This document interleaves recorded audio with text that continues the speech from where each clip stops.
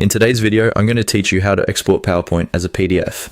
If you want to turn your PowerPoint presentation into a PDF file, this is a quick and practical way to do it. Exporting as a PDF is especially useful when you want to share your slides with other people and make sure the formatting stays consistent. It can also help if the person receiving the file doesn't have PowerPoint, or if you simply want a version that's easier to print or view on different devices. To get started, open your PowerPoint presentation and make sure it's the file you want to convert. Once you're in the presentation, look toward the top left area of the screen and click on File. This will open the main file menu, where you'll see several options related to saving, sharing, and exporting your presentation. After that, click on Export. The Export section is where PowerPoint gives you different ways to create a new version of your file in another format.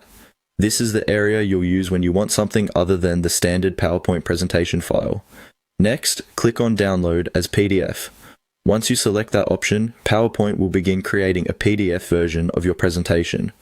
Depending on your device, browser, or version of PowerPoint, the file may download automatically, or you may be asked where you want to save it. If that happens, choose a location that's easy to find, such as your Downloads folder or desktop. After the download is complete, it's a good idea to open the PDF and quickly check it. Make sure all of your slides appear correctly and confirm that images, text, and spacing look the way you expect. This quick review can save time, especially if you're planning to send the file to someone else right away. One helpful tip is to give your presentation a final look before exporting, since a PDF is meant to preserve the layout exactly as it appears. That means whatever is on the slides at the moment of export is what will show up in the finished file. And that's it. As a quick recap, you click on File, then Export, and then Download as PDF.